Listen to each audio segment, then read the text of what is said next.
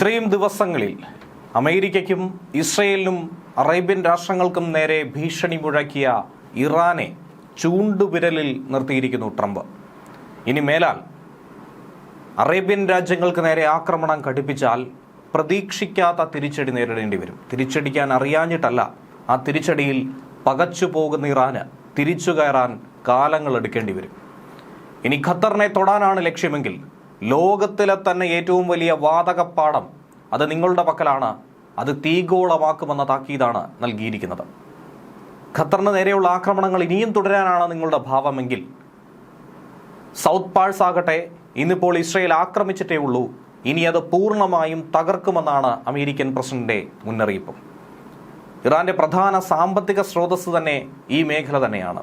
70% Iran ഈ മേഖലയിൽ നിന്നും വാതകം ഉൽപ്പാദിപ്പിക്കുന്നത്. ഇതിനെ പൂർണ്ണമായും കത്തിച്ചാൽ ഇറാന്റെ നട്ടല്ലൊടിയുമെന്ന കാര്യത്തിൽ സംശയമില്ല. പശ്ചിമേഷ്യയിലെ സംഘർഷം കൂടുതൽ പിരിമുറുക്കമുണ്ടാകുന്ന സാഹചര്യത്തിലൂടെ കടന്നു പോകുന്നു ട്രംപിന്റെ പ്രസ്താവനയ്ക്ക് പിന്നാലെ. ഇറാനിലെ സൗത്ത് പാഴ്സ് വാതകപ്പാടത്തിന് നേരെ ഇസ്രായേൽ ഇനി ആക്രമണം നടത്തില്ലെന്ന് ട്രംപ് തന്നെ ഉറപ്പ് കൊടുത്തു. പക്ഷേ ഇനിയും ഖത്തറിന് നേർക്കാണ് നിങ്ങളുടെ ആക്രമണമെങ്കിൽ കനത്ത പ്രത്യാഘാതം ഉണ്ടാകുമെന്നാണ് പറഞ്ഞിരിക്കുന്നത്.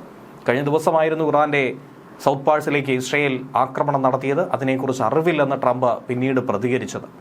അമേരിക്കയുടെ അറിവോ സമ്മതമോ ഒന്നും തന്നെ ഇല്ലാതെയായിരുന്നു ഇസ്രയേലിന്റെ ഭാഗത്തു നിന്നും അങ്ങനെ ഒരു നീക്കമുണ്ടായതെന്നാണ് ട്രംപ് പറയുന്നത്. പശ്ചിമേഷ്യയിൽ ഉണ്ടാകുന്ന സംഭവങ്ങളിലുള്ള ദേഷ്യം കാരണമാണ് ഇറാനിലെ പ്രധാനപ്പെട്ട സൗത്ത് പാഴ്സ് ഗ്യാസ് ഫീൽഡിന് നേർക്ക് ഇസ്രയേൽ ആക്രമണം നടത്തിയതെന്നാണ് മനസ്സിലാക്കാൻ കഴിയുന്നത്. ആകെ വിസ്തൃതിയുടെ താരതമ്യേന ചെറിയൊരു ഭാഗത്ത് മാത്രമേ ഇതിന്റെ ആഘാതം ഉണ്ടായിട്ടുള്ളൂ. അത് വലിയ നഷ്ടമല്ല എന്നാണ് ട്രംപ് നിലവിൽ പറയുന്നത്. എന്നാൽ ഖത്തറിലെയും മറ്റ് രാഷ്ട്രങ്ങളിലെയും ഊർജ്ജ കേന്ദ്രങ്ങളെ ലക്ഷ്യം വെച്ചുകൊണ്ട് ഇറാൻ നടത്തുന്ന ആക്രമണം അത് ട്രംപിനെ ചൊടിപ്പിക്കുന്നുണ്ട്. ഇനിയും ഖത്തറിന് നേർക്കും മറ്റ് രാജ്യങ്ങൾക്ക് നേർക്കുമുള്ള ആക്രമണം തുടർന്നാൽ അമേരിക്ക തന്നെ നേരിട്ടിടപെട്ട് ഇറാന്റെ ഈ വാതകപ്പാടം തന്നെ കത്തിക്കുമെന്നാണ് ഭീഷണി മുഴക്കുന്നത്. ഇതുവരെ കാണാത്ത അത്രയും ശക്തിയോടെ പ്രഹരത്തോടെ അമേരിക്ക തിരിച്ചടിച്ചിരിക്കുമെന്നുള്ള കാര്യം ഇറാൻ മറക്കേണ്ടതില്ല എന്നാണ് മുന്നറിയിപ്പ്.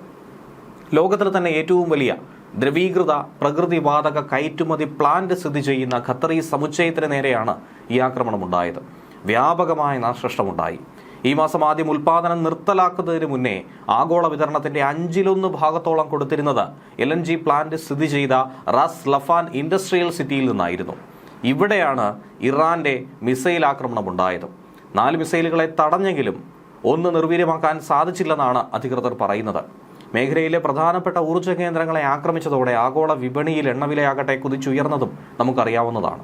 സമാധാന ചർച്ചകൾക്ക് പകരം ആക്രമണ പ്രത്യാക്രമണങ്ങൾ ഉണ്ടാകുന്ന ഘട്ടത്തിൽ ലോക സമ്പദ് വ്യവസ്ഥയ്ക്ക് തന്നെ ആഗോള സ്ഥിരതയ്ക്ക് തന്നെ വൻ ഭീഷണിയായി ഈ യുദ്ധം മാറുന്നു. ലോകത്തെ എണ്ണ വിതരണത്തിന്റെ 1/5 കടന്നു പോകുന്ന ഹോർമുസ് കടലിടുക്കടക്കം അടഞ്ഞുകിടക്കുന്ന ഘട്ടത്തിൽ അവിടെയും പ്രതിസന്ധി നിലനിൽക്കുന്ന സാഹചര്യത്തിൽ എന്താകും ഇനി ഭാവി എന്നുള്ള അനിശ്ചിതത്വം മാത്രമാണ് ഉയരുന്നത്. ചാമ്പലായി പോകുമെന്ന ഭീഷണിയാണ് നിലവിൽ ഉയർത്തുന്നത്. ഇസ്രയേലിനോട് ഏതു തരത്തിലാകണം പക വീട്ടേണ്ടത് എന്നുള്ളത് ഇറാൻ തീരുമാനിച്ചുറപ്പിച്ചിരിക്കുന്നു. അതിശക്തമായ മിസൈലുകളുടെ കമനീയ ശേഖരം തുറന്ന് അതിഭീകര പ്രഹരം നൽകാൻ തന്നെയാണ് തീരുമാനിച്ചിരിക്കുന്നത്. അതിൽ ഇസ്രയേലിനെ മാത്രമല്ല അമേരിക്കയെ കൂടി ലക്ഷ്യമിടുന്നു എന്ന പേരിൽ ഗൾഫ് മേഖലകളിലെ എണ്ണ കമ്പനികളെ നോട്ടമിട്ട് കുവൈറ്റിനെയും സൗദിയെയും UAEയും ഒക്കെ തന്നെ കത്തിച്ചു ചാമ്പലാക്കാൻ പലതരത്തിലുള്ള നീക്കങ്ങളാണ് നിലവിൽ നടത്തുന്നത്.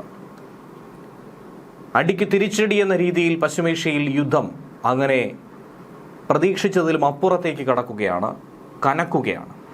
4 ആഴ്ച കൊണ്ട് അവസാനിപ്പിക്കുമെന്ന് ട്രംപ് പറഞ്ഞത് 4 മാസം കഴിഞ്ഞാലും അവസാനിക്കില്ല എന്ന സാഹചര്യത്തിലേക്ക് പോകുന്നു. ഇറാന്റെ പ്രസ്താവന അനുസരിച്ച് 4 വർഷം കഴിഞ്ഞാലും ഇത് അവസാനിക്കാൻ പോകുന്നില്ല എന്നാണ് മനസ്സിലാക്കേണ്ടത്. ഇറാന്റെ ഏറ്റവും വലിയ പ്രകൃതിവാതക സ്രോതസ്സായിട്ടുള്ള സൗത്ത് പാഴ്സ് ഫീൽഡിന് നേരെ ഇസ്രയേൽ ഒരു ആക്രമണം നടത്തി. ഇറാന്റെ നട്ടലൊടിക്കുന്ന തരത്തിൽ തന്നെ ആയിരുന്നു ആ ആക്രമണം. അതിനുള്ള തിരിച്ചടി ഉറപ്പായും നിങ്ങൾ കാത്തിരിക്കൂ എന്നാണ് ഇസ്രയേലിനോടും അമേരിക്കയോടും പറഞ്ഞിരിക്കുന്നത്. ഗൾഫ് അയൽ രാജ്യങ്ങളിലെ എണ്ണ കേന്ദ്രങ്ങൾക്ക് നേരെയാണ് ഇനി തൊട്ടു പിറകെ ശക്തമായ തിരിച്ചടി തുടങ്ങിയത്.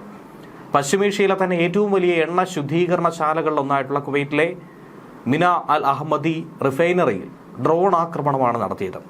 അതിഭീകര തീപിടുത്തവും ഉണ്ടായി. ഇനി തെക്കുഭാഗത്തെ കുവൈറ്റിലെ മിന അബ്ദുള്ള റിഫൈനറിക്ക് നേരെയും ആക്രമണം നടത്തിയെന്നാണ് കുവൈറ്റ് പെട്രോളിയം കോർപ്പറേഷൻ സ്ഥിരീകരിക്കുന്നത്. ഖത്തറിൽ ലോകത്തിലെ തന്നെ ഏറ്റവും വലിയ LNG ഹബ്ബായിട്ടുള്ള റാസ് ലഫാൻ വ്യവസായ നഗരത്തിന് നേരെയും ഇറാന്റെ മിസൈൽ ആക്രമണം ഇതിന്റെ പ്രതികാരമെന്നോണം തന്നെയായിരുന്നു. ഒരിടത്തടിച്ചാൽ 10 ഇടത്ത് തിരിച്ചടി. ഇതാണ് ഇറാൻ പുലർത്തുന്ന നയമെന്നും ഇതുവരെയുള്ള നഷ്ടങ്ങൾക്കൊക്കെ തന്നെ എണ്ണി പകരം ചോദിക്കുമെന്നുമാണ് ഈ ആക്രമണത്തിന് പിന്നാലെ ഇറാൻ പറയുന്നത്. കുവൈത്തിലെ തന്നെ പ്രധാന ഗ്യാസ് പ്ലാന്റുകളിൽ വൻ തീപിടുത്തമാണ് ഇപ്പോൾ ഉണ്ടായിരിക്കുന്നത്. ഉൽപാദനമടക്കം തടസ്സപ്പെട്ടിരിക്കുന്നു, വിതരണം നിലച്ചിരിക്കുന്നു. UAEയിൽ അബുദാബിയിലെ ഹബ്ഷഹാൻ ഗ്യാസ് പ്ലാന്റിനും ബാബ് എണ്ണപ്പാടത്തിനും നേർക്കും ആക്രമണം ഉണ്ടായിരുന്നു. അങ്ങനെ UAEക്കും അവിടുത്തെ പ്രവർത്തനങ്ങളൊക്കെ നിർത്തിവെക്കേണ്ടി വന്നു. UAE തീരത്ത് ഒരു കപ്പലിന് നേർക്കും ഇത്തരത്തിൽ ആക്രമണമുണ്ടായി എന്ന് സ്ഥിരീകരിക്കുകയാണ്. ഇനി സൗദി അറേബ്യയിലേക്ക് എത്തിയാൽ യാൻബൂ തുറമുഖത്തുള്ള സംറഫ് റിഫൈനറിക്ക് നേരെയും വ്യോമാക്രമണം നടന്നുവെന്നാണ് റിപ്പോർട്ട് കിട്ടുന്നത്. സമാനമായി റിയാദിലും പലയിടത്തും സ്ഫോടന ശബ്ദങ്ങൾ കേട്ടതായി പറയപ്പെടുന്നു, റിപ്പോർട്ട് ചെയ്യപ്പെടുന്നു. എന്നാൽ ഇസ്രായേൽ നടത്തിയിരിക്കുന്ന ആക്രമണത്തെക്കുറിച്ച് ട്രംപ് പറഞ്ഞത് എന്ത് എന്നുള്ളത് കൂടി കേൾക്കണം.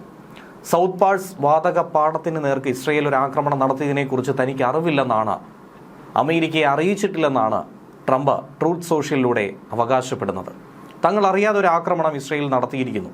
ഗൾഫിൽ ഉടനീളമുള്ള എണ്ണ കേന്ദ്രങ്ങൾക്ക് നേരെ ഇറാൻ ഇനിയും ലക്ഷ്യം വയ്ക്കുകയാണെങ്കിൽ അമേരിക്ക കർശന നടപടി സ്വീകരിക്കേണ്ടി വരുമെന്ന താക്കീത് കൂടിയാണ് ഈ ഘട്ടത്തിൽ നൽകുന്നത്. ഇസ്രായേൽ നടത്തിയ ആക്രമണത്തിന് അമേരിക്കയെ പഴിക്കുന്നു എന്ന പേരിൽ അറേബ്യൻ രാജ്യങ്ങളുടെ എണ്ണപ്പാടങ്ങളെ നോട്ടമിടുന്നത് എന്ത് ന്യായമാണ് അതിന് പിന്നിലുള്ളത്? എണ്ണപ്പാടങ്ങളെ നോട്ടമിട്ട് കഴിഞ്ഞാൽ അമേരിക്കയ്ക്ക് പൊള്ളുമോ? അത് ആ രാജ്യത്തിൻ്റെ സാമ്പത്തിക ഘടനയെയും സമ്പദ് വ്യവസ്ഥയെയും തച്ചു തകർക്കുകയല്ലാതെ സാധാരണ പാവപ്പെട്ട ജനങ്ങളുടെ ജീവൻ എടുക്കുമെന്നല്ലാതെ എന്ത് നേട്ടമാണ് അവിടെ ഉണ്ടാകുന്നത്? ഇറാൻ ചെയ്യുന്ന ഈ നടപടിയെ നിശ്ചിതമായി തന്നെ ഗൾഫ് രാഷ്ട്രങ്ങൾ വിമർശിക്കുകയാണ്.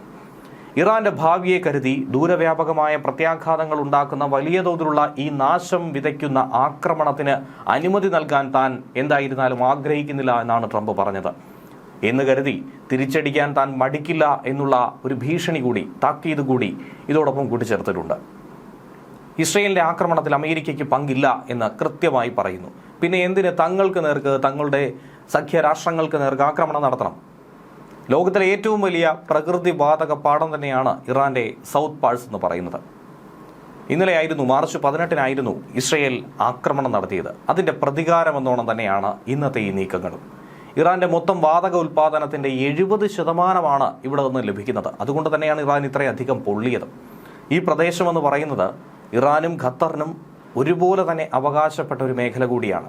ഈ ആക്രമണത്തെ തുടർന്ന് ആഗോള വിപണിയിലടക്കം എണ്ണവില കുതിച്ചുയർന്നത് കാണാൻ സാധിക്കുന്നുണ്ട്. ബ്രന്റ് ക്രൂഡ് ഓയിൽ വില ബാരലിന് $115 കടന്നിരിക്കുന്നു. ഹോർമുസ് കടലിടുക്കിലൂടെയുള്ള കപ്പൽ ഗതാഗതമേറെ ദുഷ്കരമായിരിക്കുന്നു. ആഗോള ഊർജ്ജ വിതരണത്തെ തന്നെ അത് സാരമായി ബാധിച്ചിരിക്കുന്നു. തങ്ങളുടെ ഭൂപ്രദേശം ഉപയോഗിച്ചുകൊണ്ട് ആക്രമണം നടത്താൻ അമേരിക്കൻ സൈന്യത്തിന് ഗൾഫ് രാജ്യങ്ങൾ അനുമതി നൽകുന്നുണ്ടെന്ന് ആരോപിക്കുന്ന ഇറാൻ ഇതിന് മറുപടിയായി മിസൈലുകൾ ഉപയോഗിച്ചുകൊണ്ട് ശക്തമായി തിരിച്ചടിയും കൊടുത്തു.